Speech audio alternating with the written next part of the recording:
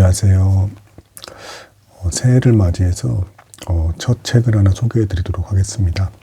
첫 번째 책은 바로 이 책, 프레드리 막스 밀러의 독일인의 사랑입니다. 지금 보여준 책은 이제 포켓북 형식인데요.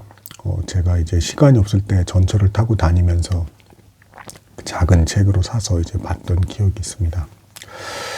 참고로 이 독일인의 사랑이란 책은 굉장히 순수한 사랑을 다루고 있어요. 그리고 이 책이 왜 써졌는지에 대해서까지도 제가 나눌 건데, 먼저 여러분들께 바라고 싶은 것은 이 새해 올해는 이런 독일인의 사랑에 담긴 이 순수한 사랑이 여러분들에게 다들 이루어졌으면 좋겠다라는 바람이 있어서 소개해드리게 되었습니다.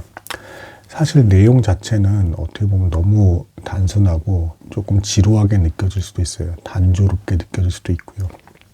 하지만 문장 하나하나가 사실상 시나 다름이 없고요.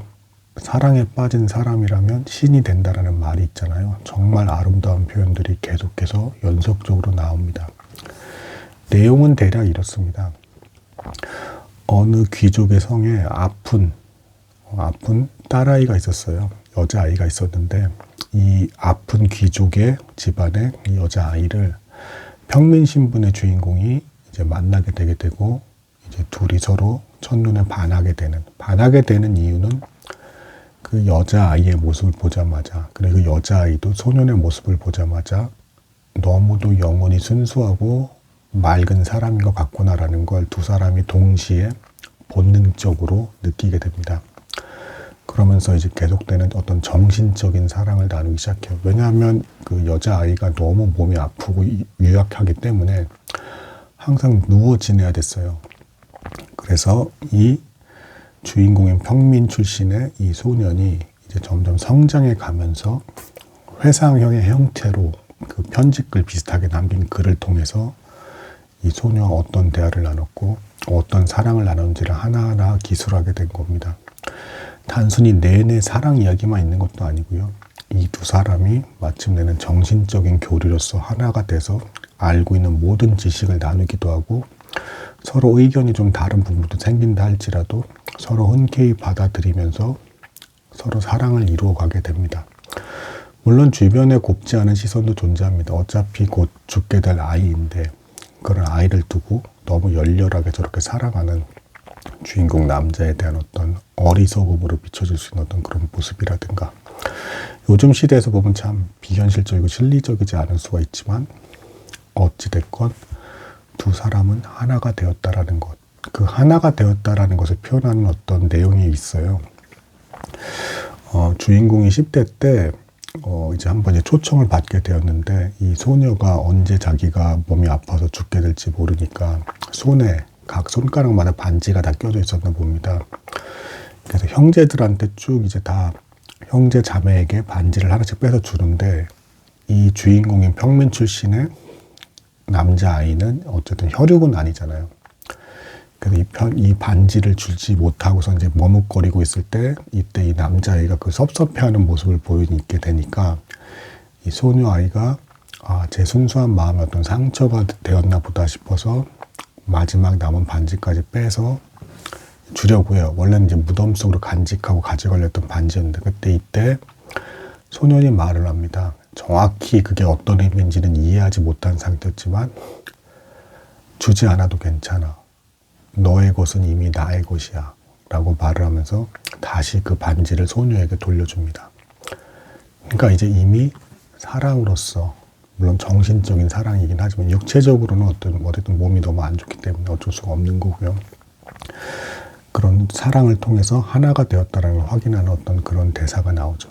그리고 후반부에 가서 주인공의 의외로 이제 마을을 떠나게 돼서 대학생활까지 하고 다시 돌아왔을 때도 생각보다는 이 소녀가 조금 더 오래 살게 됩니다. 그래서 다시 재회를 하게 되었을 때 마침내 이 소녀가 자신이 죽게 될 것을 알게 됐고, 이제 이게 마지막 만남이야라고 말을 하면서, 왜냐하면 빨리 이제 만남이 더 길어지면 길어질수록 이 소년이 자기를 계속 기억하게 돼서 너무도 고통받게 될 거라는 생각 때문에 마지막 만남이라면서 소녀가 어쨌든 이 소년에게 묻습니다. 왜 나를 사랑하는 거지? 라고 이제 묻게 되니까 이때 이제 그 유명한 그런 말을 남기게 되죠. 여자아이 이름이 이제 마리아인데, 마리아, 아이가 왜 태어난지 물어봐. 그리고 태양이 왜 비추는지에 대해서 물어봐. 꽃이 왜 꽃을 피우는지에 대해서 물어봐. 단지 존재하기 때문에 그런 거야. 너가 존재하기 때문에 다른 이유는 어떤 신분이고 계층이고 어떤 조건도 다 상관이 없어. 단지 너가 존재하기 때문에 사랑하는 것이야 라는 어떤 아주 지극히 순수하고 정신적인 어떤 사랑의 완성을 보여주는 그런 모습을 담고 있습니다. 근데 그럼 이런 어떤 깊이 있는 글, 참고로 이 소설을 쓴 저자 막스 밀러는 동양학 쪽이고 그다음에 비교 언어학자예요. 그러니까 이제 그 글을 쓰는 사람이 아니었습니다. 근데 이런 사람이 어떻게 이런 글을 이렇게 섬세한 글을 쓸 수 있는가? 사실은 이제 그 에피소드가 있는데요. 이 막스 밀러가 30살 때 19살짜리 영국 소녀를 사랑하게 됩니다. 애드리히라는 어떤 이제 그 영국 여인을 사랑하게 되는데, 이 영국 여자가 굉장히 이제 그 집안도 좋고 가문도 좋고 똑똑했고 굉장히 아름다웠었습니다. 그래서 막스 밀러라는 사람은 참고로 굉장히 공부만 했고 굉장히 내성적이고 순수하고 활동적이지 않은 그런 사람이에요. 그래서 글도 그렇게 순수한 글을 쓰기도 했지만 여기에 추가로 그 여인에 대한 사랑이 너무 간절해서 몇 번이고 계속 고백하고 만나달라고 하고, 그리고 결국에는 이제 결혼해달라고까지 계속 청혼을 했지만 계속 거절을 당합니다. 여기서 이제 이 막스 밀러가 너무 사랑에 빠진 상태에서 도대체 왜 나의 사랑은 이루어질 수 없으며, 그럼 정말로 순수한 사랑이라는 건 뭘까? 난 이 여인을 너무 사랑하는데 내가 줄 수 있는 최고의 순수한 사랑을 주고 싶다라는 고민 가운데서 쓰여진 작품이 바로 이 독일인의 사랑이라는 작품입니다. 결론은 어떻게 됐냐? 아내가 됩니다.